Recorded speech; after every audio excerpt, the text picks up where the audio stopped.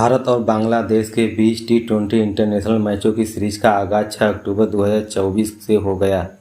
BCCI के शनिवार को 15 सदस्यीय भारतीय क्वाड की टीम घोषणा की। सूर्य कुमार यादव भारतीय टीम 20 के कप्तान भूमिका में नजर आएंगे। लखनऊ सुपर जायंट्स के तेज गेंदबाज मयंक यादव को पहली बार भारतीय टीम में जगह मिली है। भले ही चयनकर्ताओं ने बांग्लादेश के खिलाफ आगाजी टी20 इंटरनेशनल सीरीज के लिए 15 खिलाड़ियों पर भरोसा जताया हो, लेकिन कुछ क्रिकेटर बदकिस्मत रहे जो स्क्वाड में जगह पाने के लिए हकदार। हम आपको ऐसे 5 खिलाड़ियों के बारे में बताने जा रहे हैं जो हर हाल में भारतीय टीम का हिस्सा बनने के लिए योग्य थे, मगर यह कहना गलत नहीं होगा कि इन्हें भाग्य का सहारा नहीं मिला या फिर इन्हें नहीं चुनने का ठोस कारण सामने नहीं आया। बल्लेबाज ईशान किशन को चयनकर्ताओं की लगातार नज़रअंदाजी झेलनी पड़ी। युवा बल्लेबाज ने हाल ही में घरेलू क्रिकेटर की शानदार वापसी की थी, शतक भी जमाए थे। किशन आक्रमण बल्लेबाजी के लिए जाने जाते थे और फॉर्म में होने के बावजूद उन्हें टीम में जगह नहीं दी गई। किशन को भारतीय टीम में नहीं चुने जाने का ठोस कारण सामने नहीं आया। चेन्नई सुपर किंग कप्तान युवराज गायकवाड़ को भी भाग्य का सहारा नहीं मिला। घरेलू टूर्नामेंट में लगातार प्रदर्शन करने के बावजूद भारतीय बैटर में अनदेखी की गई। गायकवाड़ का टॉप ऑर्डर तकनीकी और आक्रमण का शानदार तालमेल रखते हुए बल्लेबाजी करते हैं, जो एक छोर स्थिरता प्रदान करते हैं। चयनकर्ताओं ने फैंस जरूर जानना चाहते हैं कि महाराष्ट्र क्रिकेटर को क्यों नहीं जगह दी गई। श्रेय अक्सर भी लगातार नज़रअंदाज होने का खिलाड़ियों के फेस्ट लिस्ट का हिस्सा बन रहे हैं। घरेलू क्रिकेट के पीछे कुछ मैचों में भले ही अक्सर का बल्ला खामोश रहा, लेकिन इससे पहले आईपीएल में उनका प्रदर्शन जबरदस्त रहा है। वह मिडिल ऑर्डर में टीम को संभालते हुए बड़ा स्कोर दिलाना जानते हैं। अक्सर के पास यहां सीरीज के जरिए फॉर्म में लौटाने का शानदार मौका बन सकता था। आवेश खान मध्य प्रदेश के तेज गेंदबाज आवेश खान ने मैच दर मैच अपने प्रदर्शन को प्रभावित करते रहे, लेकिन वह राष्ट्रीय टीम का दरवाज़ा उन्हें अटका देता है। वही टीम से अंदर बाहर हो रहे हैं, अपनी जगह स्थानीय से असफल रहे। आवेश खान ने हाल ही में घरेलू टूर्नामेंट में शानदार प्रदर्शन किया और इससे पहले वह आईपीएल में पहुंचकर प्रभावित कर चुके हैं। इसके बावजूद भी चयनकर्ताओं ने खान साहब राष्ट्रीय टीम के लिए उपयुक्त नहीं माना। खलील अहमद बाएं गेंद तेजबाज को टी20 वर्ल्ड कप 2024 ने रिवर्स खिलाड़ियों में रखा था, लेकिन इसके बाद भी वह नीली शर्ट मौका पाने को तरस रहे हैं।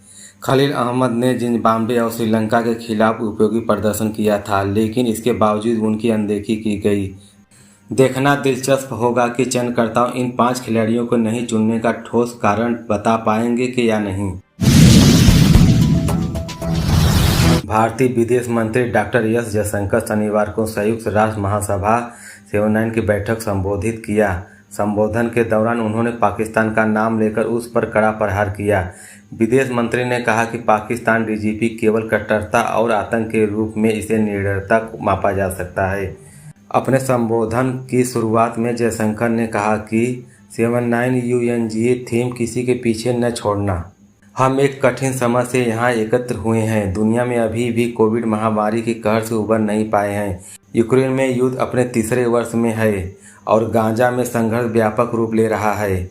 उन्होंने कहा कि सच तो यह है कि दुनिया में मतभेद की ध्रुवीकरण निराशा है। बातचीत मुश्किल हो गई है, समझौते तो और भी मुश्किल हो गए हैं। निश्चित रूप से संयुक्त राष्ट्र संस्थापक हमसे यही नहीं चाहते हैं कि आज हम पाते हैं कि शांति और समृद्धि दोनों समान रूप से खतरे में हैं। निश्चित रूप से संयुक्त राष्ट्र के संस्थापक हमने यही नहीं चाहते थे कि आज हम पाते हैं कि शांति समृद्धि दोनों समान रूप से खतरे में है। ऐसा इसलिए क्योंकि विश्वास खत्म हो गया है और प्रक्रियाएं टूट गई हैं। जयशंकर ने यूक्रेन से संबोधित करते हुए कहा कि दुनिया के पैमाने पर हिस्सा निरंतरता के बारे में भाग्यवादी नहीं हो सकती, न ही इसके व्यापक परिणामों के प्रति अपेक्षा हो सकती है। चाहे यूक्रेन के युद्ध हो या गाजा के संघर्ष, अंतर्राष्ट्रीय समुदाय तत्काल समाधान चाहता है। इस भावनाओं को स्वीकार किया जाना चाहिए, उन पर कार्रवाई की जानी चाहिए। उन्होंने कहा कि आतंक दुनिया की हर चीज़ के विपरीत इसके सभी रूपों में अभिव्यक्तियों का तेजी से विरोध किया जाना चाहिए। संयुक्त राष्ट्र के वैश्विक आतंकियों के प्रतिबंध करने की राजनीतिक कारणों को बाधा नहीं डालना चाहिए। वहीं पाकिस्तान पर सीधे निशाना साधते हुए विदेश मंत्री ने कहा कि कई देश अपने नियंत्रण से परिस्थितियों के कारण टूट गए हैं, लेकिन कुछ देश जानबूझ के ऐसा फैसला लेते हैं जिसका परिणाम विनाशकारी है। इसका एक बेहतरीन उदाहरण हमारा पड़ोसी देश पाकिस्तान है। दुर्भाग्य से उसके कृत्रिमों का असर दूसरे पर भी पड़ता है, खास तौर पर पड़ोस पर। जयशंकर ने कहा कि यह राजनीति अपने लोगों को इस तरह कट्टरता भरती है, इसकी डीजीपी केवल कट्टरता और आतंक के रूप में इसे निर्यात निर्भर के मापा जा सकता है। आज हम देखते हैं कि दूसरे को बुराइयां लेने की कोशिश की गई है, वे उसके अपने समाज को निगल रही है। इसके लिए दुनिया को नहीं दिखाया जा सकता, यह केवल कर्म है। दूसरों की ज़मीन पर लालच करने वाले एक बेकार देश को उजागर किया जाना चाहिए, उसका मुकाबला किया जाना चाहिए। भारत और बांग्लादेश के बीच T20 इंटरनेशनल मैचों की सीरीज का आगाज 6 अक्टूबर 2024 से हो गया। बीसीसीआई के शनिवार को 15 सदस्यीय भारतीय क्वाड की टीम घोषणा की। सूर्य कुमार यादव भारतीय टीम 20 के कप्तान भूमिका में नजर आएंगे। लखनऊ सुपर जायंट्स के तेज गेंदबाज मयंक यादव को पहली बार भारतीय टीम में जगह मिली है। भले ही चयनकर्ताओं ने बांग्लादेश के खिलाफ आगाजी T20 इंटरनेशनल सीरीज के लिए 15 खिलाड़ियों पर भरोसा जताया हो, लेकिन कुछ क्रिकेटर बदकिस्मत रहे जो स्क्वाड में जगह पाने के लिए हकदार। हम आपको ऐसे 5 खिलाड़ियों के बारे में बताने जा रहे हैं जो हर हाल में भारतीय टीम का हिस्सा बनने के लिए योग्य थे, मगर यह कहना गलत नहीं होगा कि इन्हें भाग्य का सहारा नहीं मिला या फिर इन्हें नहीं चुनने का ठोस कारण सामने नहीं आया। बल्लेबाज ईशान किशन को चयनकर्ताओं की लगातार नज़रअंदाजी झेलनी पड़ी। युवा बल्लेबाज ने हाल ही में घरेलू क्रिकेटर की शानदार वापसी की थी, शतक भी जमाए थे। किशन आक्रमण बल्लेबाजी के लिए जाने जाते थे और फॉर्म में होने के बावजूद उन्हें टीम में जगह नहीं दी गई। किशन को भारतीय टीम में नहीं चुने जाने का ठोस कारण सामने नहीं आया। चेन्नई सुपर किंग कप्तान युवराज गायकवाड़ को भी भाग्य का सहारा नहीं मिला। घरेलू टूर्नामेंट में लगातार प्रदर्शन करने के बावजूद भारतीय बैटर में अनदेखी की गई। गायकवाड़ का टॉप अवार्ड तकनीकी और आक्रमण का शानदार तालमेल रखते हुए बल्लेबाजी करते हैं, जो एक छोर स्थिरता प्रदान करते हैं। चयनकर्ताओं ने फैंस जरूर जानना चाहते हैं कि महाराष्ट्र क्रिकेटर को क्यों नहीं जगह दी गई। श्रेय अक्सर भी लगातार नज़रअंदाज होने का खिलाड़ियों के फेस्ट लिस्ट का हिस्सा बन रहे हैं। घरेलू क्रिकेट के पीछे कुछ मैचों में भले ही अक्सर का बल्ला खामोश रहा, लेकिन इससे पहले IPL में उनका प्रदर्शन जबरदस्त रहा है। वह मिडिल ऑर्डर में टीम को संभालते हुए बड़ा स्कोर दिलाना जानते हैं। अक्सर के पास यहां सीरीज के जरिए फॉर्म में लौटाने का शानदार मौका बन सकता था। आवेश खान मध्य प्रदेश के तेज गेंदबाज आवेश खान ने मैच दर मैच अपने प्रदर्शन को प्रभावित करते रहे, लेकिन वह राष्ट्रीय टीम का दरवाज़ा उन्हें अटका देता है। वही टीम से अंदर बाहर हो रहे हैं, अपनी जगह स्थानीय से असफल रहे।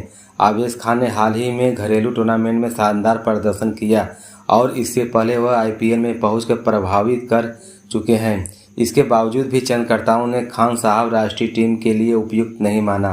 खलील अहमद बाएं गेंद तेजबाज को T20 वर्ल्ड कप 2024 ने रिवर्स खिलाड़ियों में रखा था, लेकिन इसके बाद भी वह नीली शर्ट मौका पाने को तरस रहे हैं।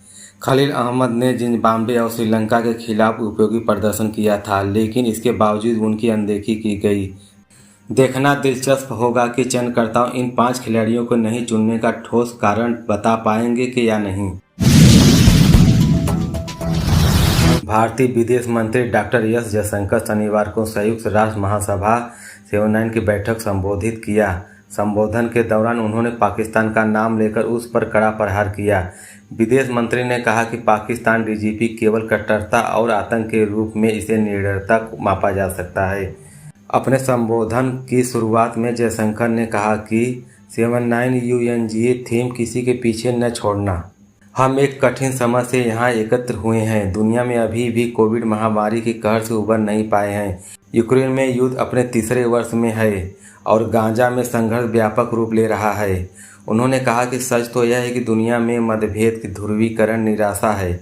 बातचीत मुश्किल हो गई है, समझौते तो और भी मुश्किल हो गए हैं। निश्चित रूप से संयुक्त राष्ट्र संस्थापक हमसे यही नहीं चाहते हैं कि आज हम पाते हैं कि शांति और समृद्धि दोनों समान रूप से खतरे में हैं।